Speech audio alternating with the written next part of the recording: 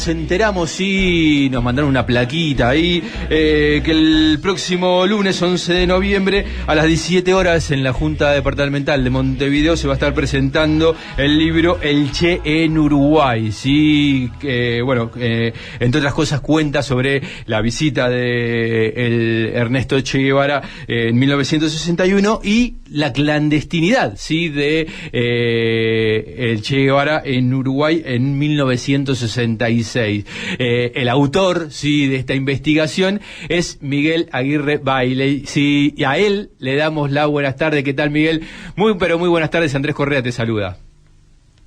Bueno, un gusto de saludarlos, Andrés. Muchas gracias por la oportunidad de comunicarme con ustedes.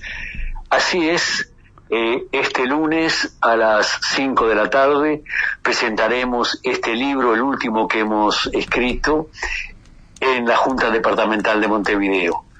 Es un libro que reúne una cantidad de hechos en las dos visitas de Ernesto Guevara al Uruguay.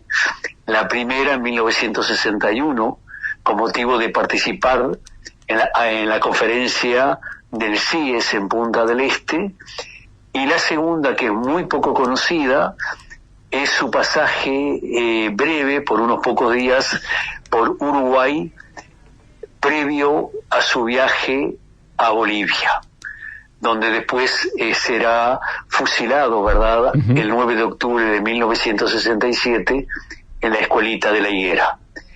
El libro abarca esos aspectos, también incluye cómo encontramos con un grupo de compañeros el discurso de Ernesto Guevara en la Universidad de la República, Montevideo, que era una pieza imposible prácticamente de encontrar. Llevó varios años también de investigación y finalmente lo logramos.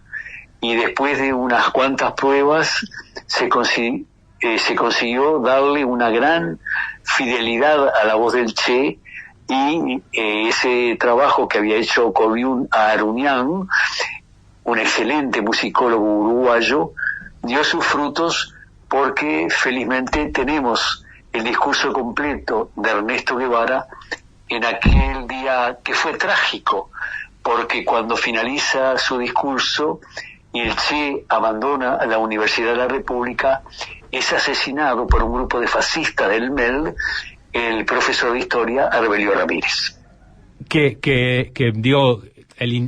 Hay un intento de asesinato al Che, ¿no? O sea, quien termina falleciendo. Sí, eso es lo que se ha manejado. No se puede probar. Está bien.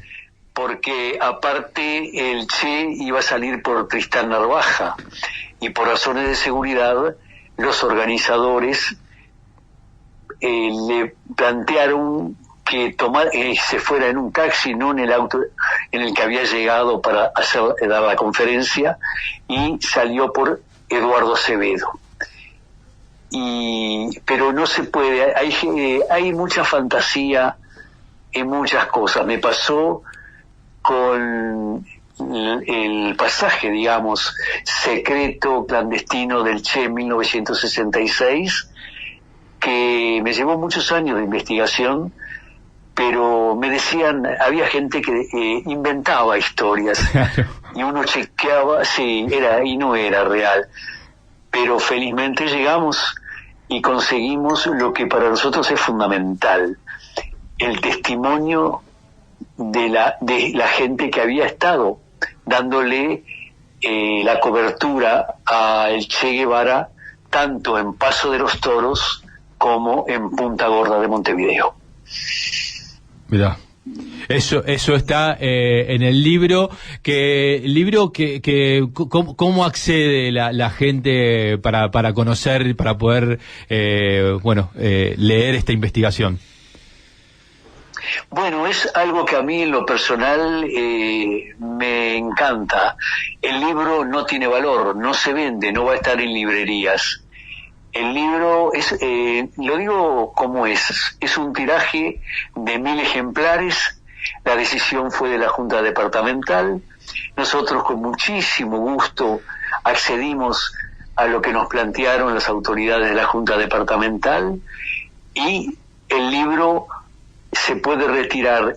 Aquellas personas que no vayan a la presentación lo pueden retirar en horario de oficina en la Junta Departamental de lunes a viernes. Y quienes concurran recibirán de obsequio un ejemplar del libro. Impecable. Perfecto. Miguel, te voy a hacer una pregunta que... ¿Cómo es? ¿Qué pasa con alguien que escribe sobre el Che, que investiga sobre el Che en el 2024? Bueno, en realidad la investigación se inició en el año 2000. En el año 2000 nosotros viajamos a La Habana, Cuba, en busca, en primera instancia, de encontrar el discurso del Che en el Paraninfo de la Universidad de la República. Nosotros habíamos coordinado encontrarnos con Froilán González y Adis Cupul, profesores de historia, investigadores, y fundamentalmente trabajando sobre el Che Guevara.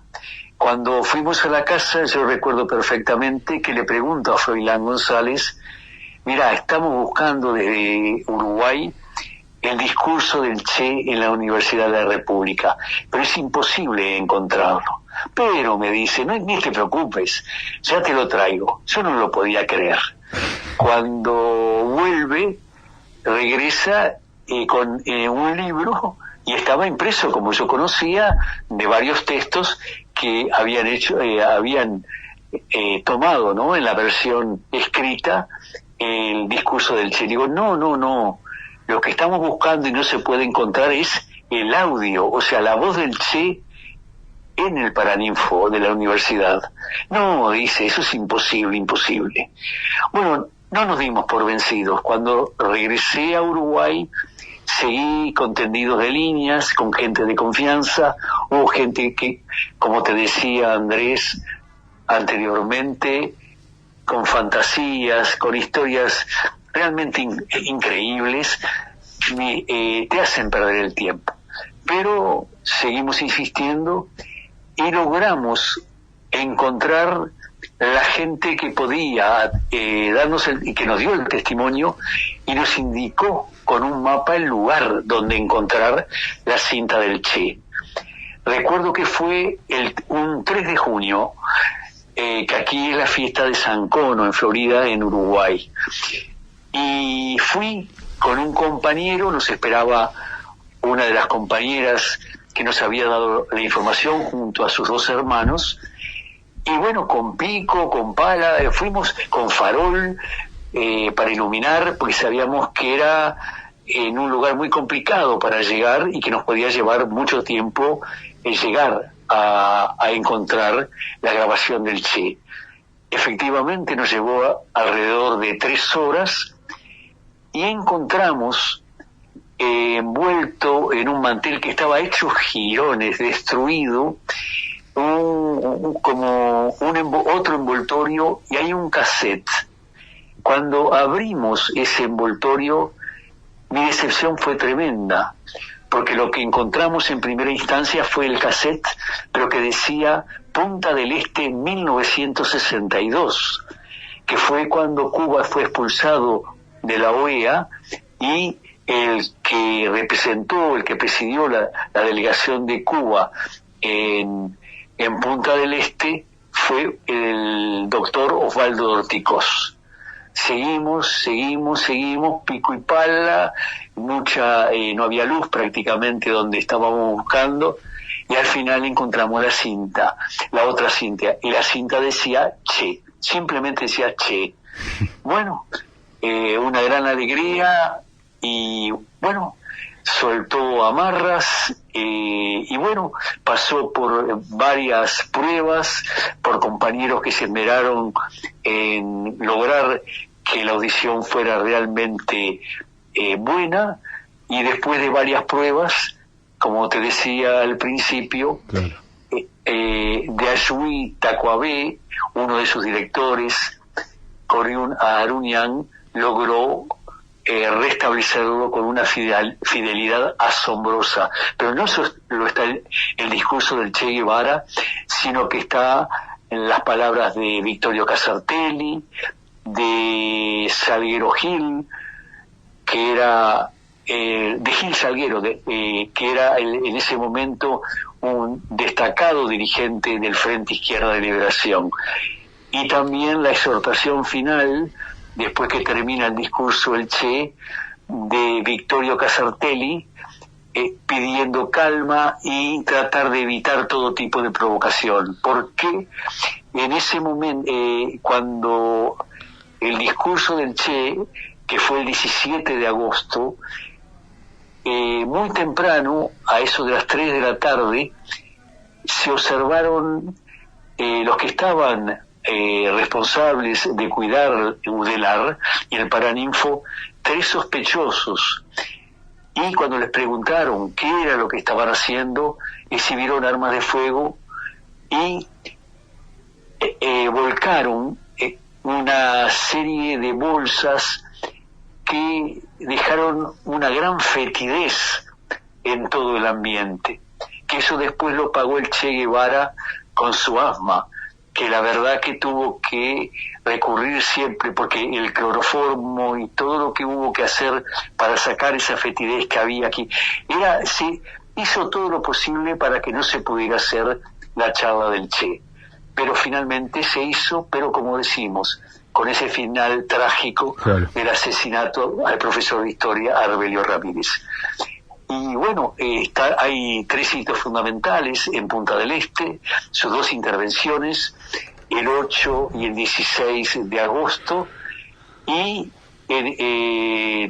entre una y otra disertación del Che históricas, la conferencia de prensa que dio en el Playa Hotel, hoy desaparecido, que deja muchísimas enseñanzas y demuestra también de alguna manera la hostilidad de la prensa para con el Che, que no solo fue en la conferencia de prensa en el Playa Hotel, sino también cuando llegó el Che el 4 de agosto al aeropuerto de Carrasco, y allí ya empezó una campaña absolutamente mercenaria de ataques al Che, que obviamente después se descubrió que estaba la CIA, estaba también el poder que tiene el Imperio norteamericano con sus agencias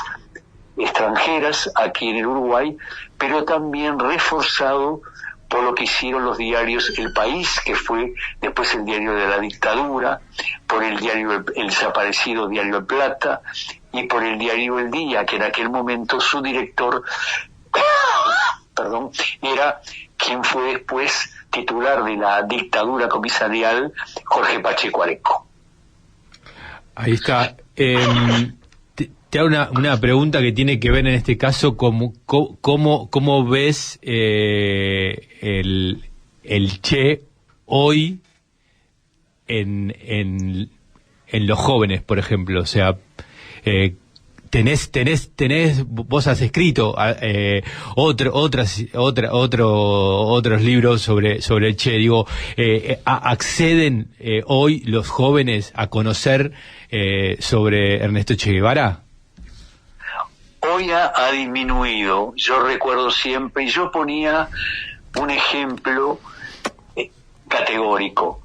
Cuando el Che viene al Uruguay en 1961 a la conferencia del CIES, Benito Nardone, que había sido el año anterior el presidente en Uruguay, porque en aquel tiempo existía el sistema de colegiado.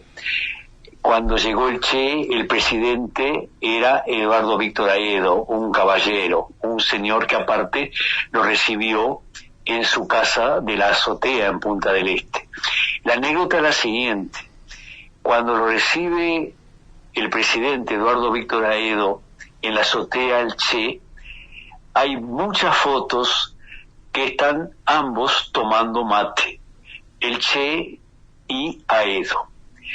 ¿Qué ocurrió? Ante ese hecho Benito Nardone, que incluso el día anterior había llamado a dar un golpe de Estado, así nomás derecho, un golpe de Estado, dice que iba a plantear hacer el desagravio al mate acá en el Uruguay. ¡Qué ironía! Desagravio al mate.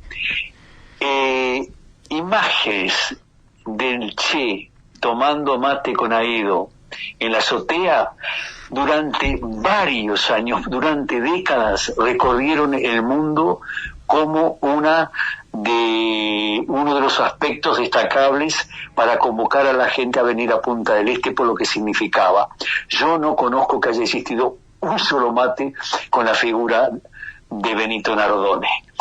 Ante la pregunta concreta, si bien aún hoy se ve en los campos de juego en el fútbol, por ejemplo, banderas de los clubes con la imagen del Che, ha disminuido mucho en esta última década, porque evidentemente el imperio norteamericano se ha encargado de desprestigiar la figura del Che y de ningunearla, para decirlo con una palabra accesible y sencilla.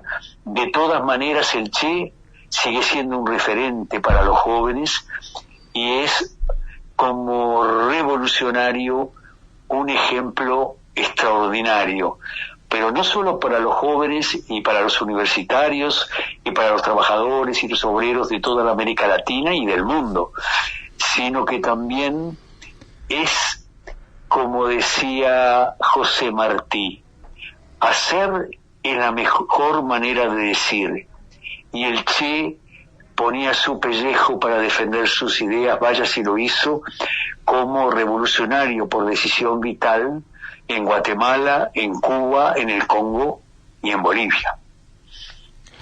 Clarísimo. Estamos charlando con Miguel Aguirre Bailey, que va a estar presentando, sí, en la Junta Departamental de Montevideo el próximo lunes 11 de noviembre a las 17 horas en la Biblioteca José Artigas. Esto es en 25 de mayo 609, el Che en Uruguay, sí.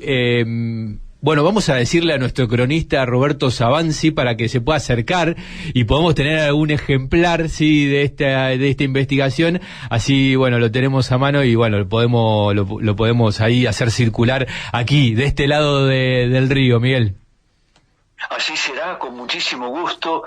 Yo, los ejemplares que se necesiten, ya tengo también encargos del Museo del Che, el querido amigo Toto, en la Argentina. Va a venir un amigo, viene mañana a Montevideo, es un gran amigo personal, investigador, Carlos Wolf, que él va a ser también el portador para mis queridos amigos argentinos, a través del Museo del Che, enviarle al querido Toto los ejemplares que sean necesarios para difundirlo con mucho gusto. Y ni que hablar de Fogón, en Fogón está en primer lugar también, por supuesto. Miguel, un abrazo enorme, sí, bueno, obviamente no va a faltar oportunidad para que nos sigamos encontrando y bueno, hasta la victoria siempre.